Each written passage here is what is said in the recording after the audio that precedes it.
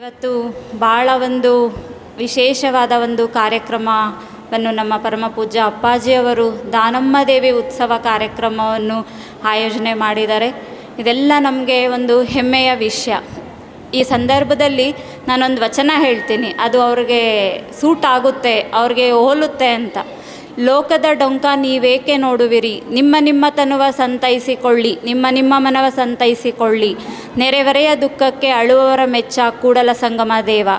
ಈ ಸಂದರ್ಭದಲ್ಲಿ ನಾನು ಯಾಕೆ ಈ ವಚನ ಹೇಳಿದೆ ಅಂತ ಹೇಳಿದ್ರೆ, ಪರಮಪೂಜ್ಯ ಬಸವಪ್ರಭು ಅಪ್ಪಾಜಿಯವರು ಹಾಗೆ ಇದ್ದಾರೆ ಅಂತ ನಾನು ಹೇಳೋದಕ್ಕೆ ಇಷ್ಟಪಡ್ತೀನಿ.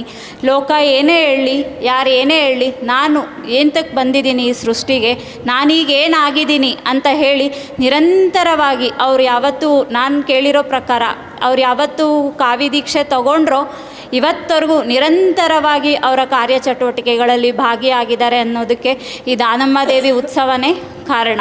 ಯಾಕೆ ಅಂತ ಹೇಳಿದ್ರೆ, ಎಲ್ಲೆಲ್ಲಿಂದ ನಾಂದೇಡ್, ಮಹಾರಾಷ್ಟ್ರ ಎಲ್ಲ ವಿಶೇಷವಾಗಿ ಇದೊಂದು ಕಾರ್ಯಕ್ರಮನ ವಿಶೇಷವಾಗಿ ಆಯೋಜನೆ ಮಾಡ್ತಾರೆ. 1 ತಿಂಗಳ ಕಾಲ ಬಸವಜ್ಯೋತಿ ದಾನಮ್ಮ ದೇವಿ ಜ್ಯೋತಿನ ತಗೊಂಡು ಹಳ್ಳಿ ಹಳ್ಳಿ ಎಲ್ಲ ರಾಷ್ಟ್ರಗಳಿಗೂ ಬಂದು ಅವರು ನಿಮ್ಮನ್ನು ಕರೆ ಕೊಡ್ತಾರೆ. ಪರಮಪೂಜ್ಯ ಅಪ್ಪಾಜಿಯವರು ಮನೆ ಮನೆಗೂ ಬಂದು ಜ್ಯೋತಿ ತಗೊಂಬಂದು ದಾನಮ್ಮ ದೇವಿಯವ್ರದ್ದು ನಿಮ್ಗೆ ಆಶೀರ್ವಾದ ಮಾಡಿ, ಜ್ಯೋತಿ ದರ್ಶನ ಮಾಡಿ, ಕೊನೆಗೆ ಬಂದು ಇಲ್ಲಿ ಕಾರ್ಯಕ್ರಮ ಮಾಡ್ತಾರೆ ಅಂತ ಹೇಳಿದ್ರೆ ಅದು ಸುಮ್ಮನೆ ಅಲ್ವಾ? ಅದು ಬಹಳ ಒಂದು ವಿಶೇಷವಾಗಿದೆ.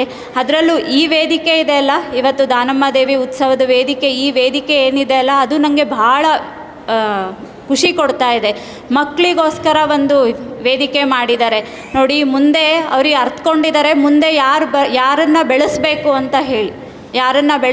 ಅಂತ ಹೇಳಿ ಮಕ್ಕಳಿಗೆ ಅವಕಾಶಗಳನ್ನ ಕೊಟ್ಟು, ಅವರ ಪ್ರತಿಭೆಗಳನ್ನ ನೋಡಿ ಅವರು ಅವಕಾಶಗಳನ್ನ ಕೊಟ್ಟು ಬೆಳೆಸ್ತಾ ಇದ್ದಾರೆ. ಈಗಾಗಲೇ ಹೇಳಿದ್ರು, ನಾವೆರಡು ಮಕ್ಕಳನ್ನ ದತ್ತು ತಗೊಂಡು ಅವರು ಎಷ್ಟು ಓದಿಸ್ತಾರೋ ಓದಿ ಅವ್ರಿಗೆ ವಿದ್ಯಾಭ್ಯಾಸದ ಖರ್ಚು ನಮ್ಮ ಮಠ ನಡೆಸುತ್ತೆ ಅಂತ ಹೇಳಿದ್ರು. ಇದಕ್ಕೋಸ್ಕರ ನಾವು ಅವ್ರಿಗೆ ಎಷ್ಟು ಕೃತಜ್ಞತೆ ಸಲ್ಲಿಸಿದ್ರು ಕಡಿಮೆನೇ. ಯಾಕೆಂದರೆ ಮುಂದಿನ ಪೀಳಿಗೆಗೆ ಬೇಕು, ಯುವಕರು ಬೆಳೆದಾಗ ಅಷ್ಟೇ ಶರಣರ ತತ್ವ ಉಳಿಯೋದು, ವಚನ ಸಾಹಿತ್ಯ ಉಳಿಯೋದು. ಇಲ್ಲ ಅಂತ ಹೇಳಿದ್ರೆ ನಾವುಗಳೇ ಹಿರಿಯರೇ ಮಾಡ್ಕೋತಾ ಹೋದರೆ ಇದನ್ನು ನಾವು ಎತ್ತಿಡಿಯೋದಕ್ಕಾಗಲ್ಲ ಅಂತ ಭಾಳ ಅರ್ಥಪೂರ್ಣವಾಗಿ ಯೋಚನೆ ಮಾಡಿ ಈ ಕಾರ್ಯನ ಕೈಗೊಂಡಿದ್ದಾರೆ. ಅವರಿಗೆ ಭಾಳ ನಾನು ಹೃದಯ ತುಂಬಿ ನಾನು ಅಭಿನಂದನೆ ತಿಳಿಸ್ತೀನಿ.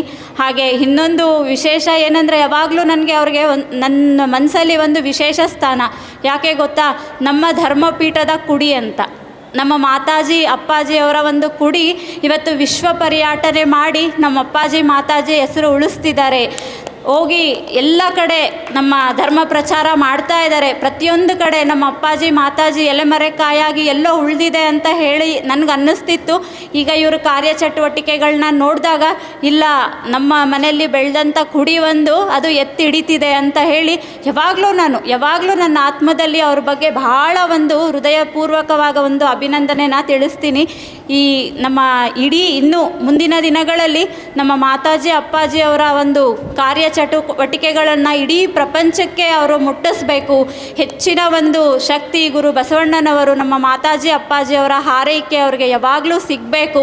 ನಾವು ಯಾವಾಗಲೂ ಅವ್ರ ಜೊತೆ ನಿಂತ್ಕೋತೀವಿ ಅಂತ ಹೇಳ್ತಾ, ನನಗೆ ವೇದಿಕೆಗೆ ಕರೆದು ನನಗೆ 2 ನಿಮಿಷ ಮಾತಾಡೋದಕ್ಕೆ ಅವಕಾಶ ಕೊಟ್ಟಿದ್ದಕ್ಕೆ ಅವರ ಶ್ರೀಚರಣಕ್ಕೆ ನಾನು ವಂದಿಸಿ ಶರಣಾರ್ಥಿಗಳನ್ನ ತಿಳಿಸ್ತೀನಿ.